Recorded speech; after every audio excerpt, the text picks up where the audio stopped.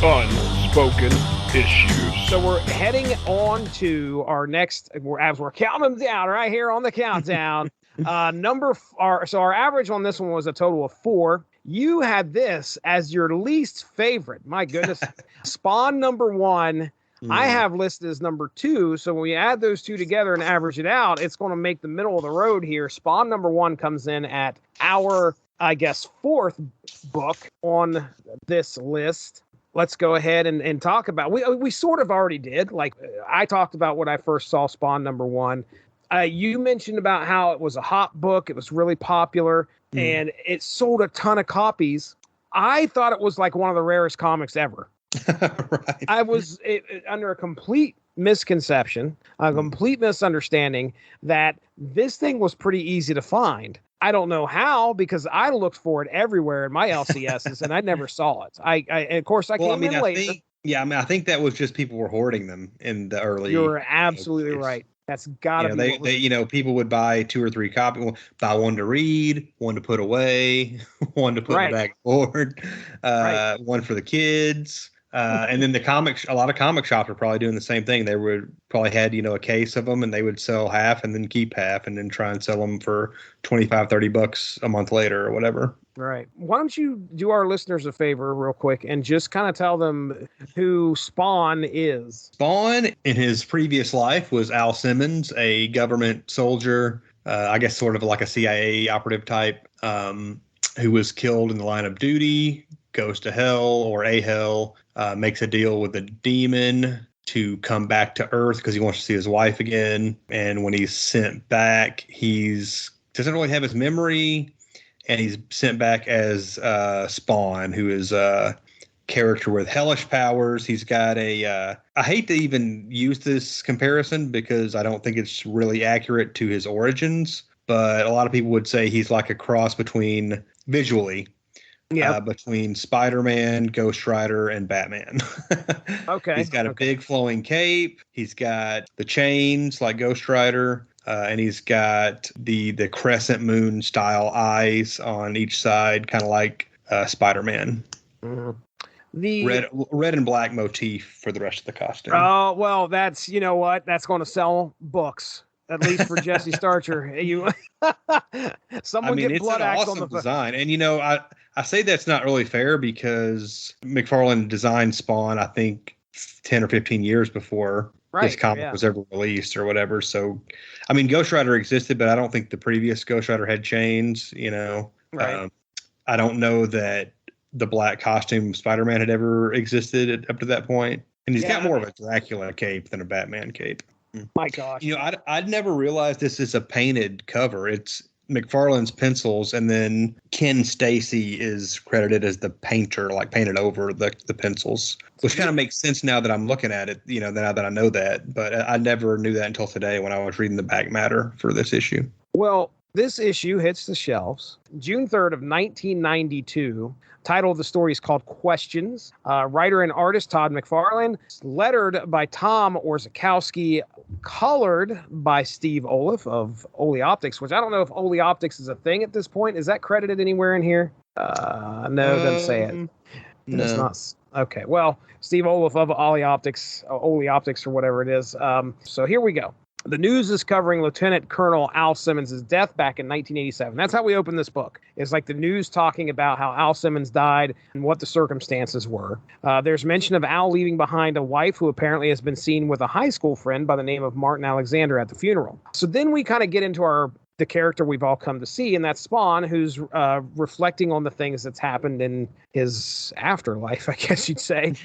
In his afterlife, where he's starting to realize he can't remember everything, but he knows he made a deal to come back because of the woman he loved, but he doesn't remember all of the details. Not even the woman he loved's name. He can't remember her name. He remembers he was framed as well, so that's one thing that kind of sticks out to him. Now, out in the city, Spawn stops at attempted rape, and memories begin to flood back into his head. Spawn is trying to recall who he is. Taking the mask and gloves off, he realizes just how grotesque he's become. And when you take the mask, what's it look like underneath there, Chris?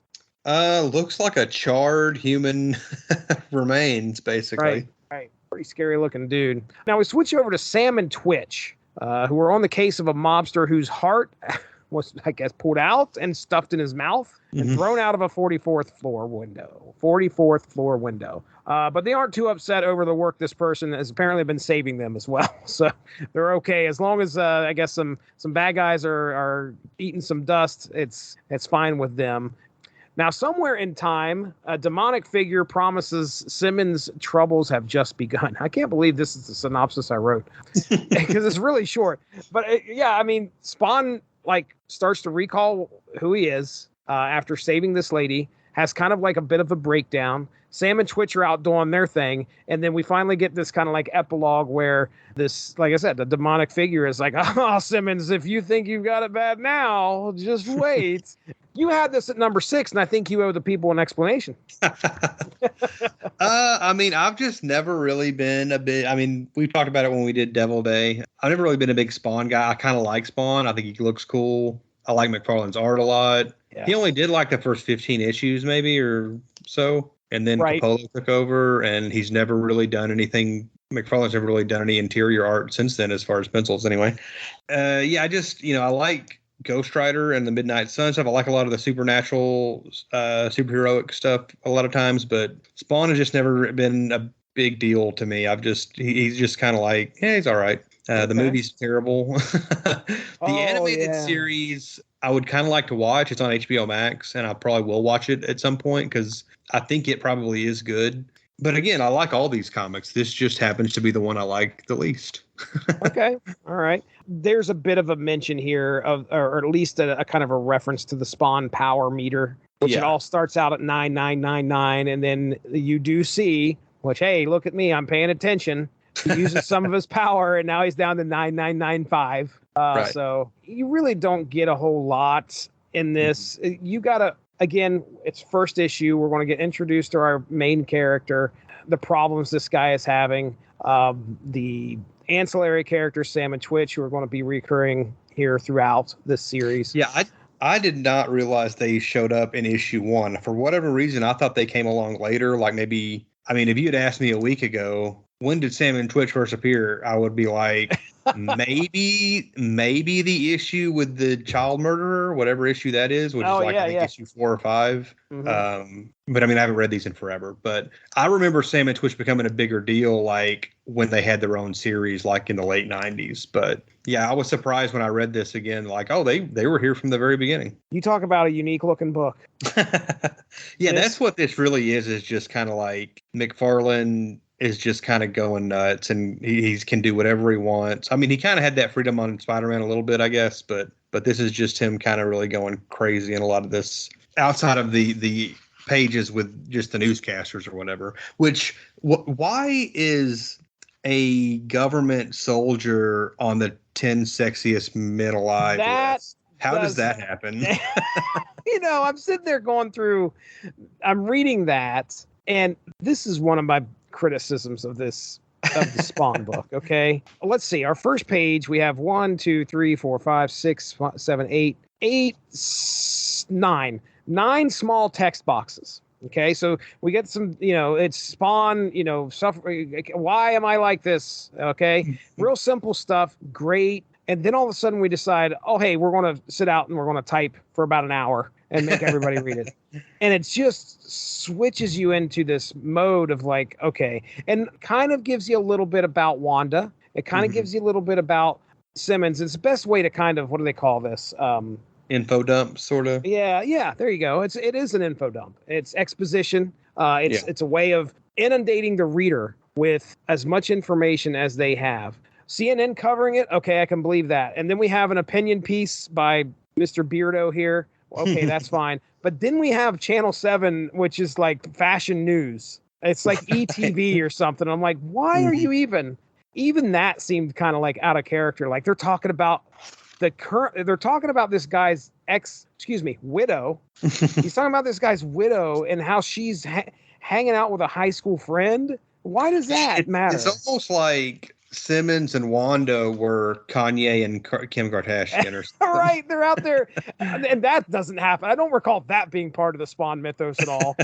But yeah, that's right. It's like, how are these guys so popular that they're making the news and people are talking about fashion and covering the funeral of all things, on a fashion channel.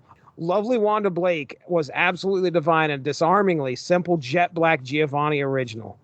Yeah, she's going to wear black. Gosh. Anyway, I can remember that happens so much in Spawn, so much that it drove me nuts. I wanted more action. We're gonna have to pick panel/page, and there's a lot to pick from. For this first issue. My gosh. The second page, there's this 6-panel grid of, the chapel or whatever, or the steeple, whatever. The lightning in the background, and then Spawn shows up. You see basically just a silhouette of him, and then you see the green eyes, like really cool, like 6-panel grid there. Yeah, right. And then, the page after the newscasters or whatever, this is a 9-panel grid for the whole page. And it's giving you kind of like flashes of his old life. And you'll see the panel on the far left, the bottom, where it says "He turned on me," and you see the skull. So, like, I'm assuming that's like a hint that this is going to be Chapel. Right. Which, you don't know that ahead of time. You probably just think the skull is Simmons. Right. But, what likely is being implied here is that he's looking at Chapel as he's being or whatever. That's his. Because we find out later, Chapel's the one who kills him or whatever. Spoiler! 30-year-old spoiler for a 30-year-old. I love it, man. That was a big deal for me. It was a big deal. Big reveal. How do you not go like on a Dark Knight Returns with the lightning? And then even looking at the 9-panel grid, if you look at some of that as the story flows, I get a very weird sense of Dark Knight Returns. So it's, you can tell where his influence lies. And at some point don't we get a Frank Miller Batman Spawn? Yeah, that comes a few years later. Yeah. And I hear that that's like the worst. It is not well regarded. Okay. All right. I've read it. It's been probably 10 or 12 years ago, and it was art. I mean, it's not great, but it's not as bad as I think people make it out to be. The art is cool. I mean, if nothing else, McFarlane does a good job with the art. Okay. Let me justify my number 2 ranking for this. And I'll just say this. McFarlane was one of the most dynamic artists that Marvel had at one point. He created a character that goes on to this day. That probably supports or at least lifts him up in my rankings because of just the importance of the character. But the look of this book is so unique. I mean, if you compare it to Cyberforce has got some dynamics going on there. Shadowhawk pales in comparison to what we have happening. There's not really a whole lot of action here. You have really just a story happening, some really cool poses. He gets in the fight with some muggers in the alleyway, but it's not like he is using anything. I don't think he's using his powers other than he does that one little spark. Right. He hits that one guy in the eye and brings his little power meter down to -5 or -5 or whatever he does. There is plenty more of this to come. As these issues get going, the battles are going to get more crazy. So it's a nice kind of it's a nice taste. But when you look at the visuals of just some of the stuff it's not action packed, it's a horror book. Yeah. It really is. I think you're kind of reminding me why I wasn't a big Spawn guy at the time, because I was all about like comics with a lot of action. And I remember now that you're saying this, Spawn number 2, the Violator shows up, and I'm like, oh, he's going to be his villain. And then Spawn 3, I believe, is when the Violator and Spawn have their fight, and it's like the fight is nothing, basically. If I remember right, Violator rips his heart out, and then maybe there's like a dream sequence or something, and then Spawn comes back and he's got like a hole in his chest, and then that's it. Then the fight continues in the next issue. I was always let down, it seemed like, and I was just like, where's this going? It seemed like whenever I would read an issue of Spawn, like it just always seemed like not a whole lot happened. It's just there's a lot of cool images, but not a whole lot's happening. There's not really much action. I just was never like really that into it. Didn't we talk Angela, the first appearance of Angela on here? That's true. We did do that. That's what we did. Okay. That's right. Okay. I mean, we do get to see a moment of weakness. Hey, Evan Bevins, by the way, we'll go ahead and shout him out. He did a whole blog on this issue in conjunction with Superblog Team Up. So, ladies and gentlemen, if you don't want to take our word for it, feel free to go over there and check out Evan Bevins and what he had to say about this specific issue. But as for it's beautiful. It is a very Todd McFarlane book. It's got all the signature stuff you are expecting from Spawn. I mean, I don't know what you're expecting from Spawn, but when you look at that cover, there's some crazy stuff that's probably going to be going on. And just what in the world is this guy all about? And it's the mystery. The mystery starts out. We are already involved in a mystery. Like who is Spawn? What happened in his life? Why is he like this? Why has he got demons doing these things? What are his powers? So pretty neat stuff. Pick a panel, man. I think I'm going to go with one of these, I guess, dream sequence type things where you see just the disembodied, like, crescent eye. Oh, yeah. Over his funeral. Mm-hmm. And there's all these spider webs, which I don't know why there are spider webs other than McFarlane is like, hey, I'm good at drawing spider webs. I did it for years. So there's spider webs all over these panels and stuff. But I really like that image of just the stark image of just the eye piece with the webs, kind of floating disembodied over his funeral panel. How about this? He's trying to clear the cobwebs of his mind. Okay, sure. All right. Well, hey, I will take the dude getting launched out of the building. Spawn hits him. I mean, he just grabs him by the collar, throat, and throws him out of a window. And he's that is a cool, like, he's got his back arched. He's being thrown out. This glass is going everywhere. I guess that's our second glass window breaking panel. I didn't realize I was doing that, but until right now. So, but yeah, that looks. It's probably about the most action you get out of this book, but it's done really well. So there you go. The last thing, there is a illustration by George Perez in the back. Yeah, it's a Spawn image. And it's probably the best image in the book, even though McFarlane is great. We just lost Perez about, I guess, 3 weeks ago at this point, as of the recording.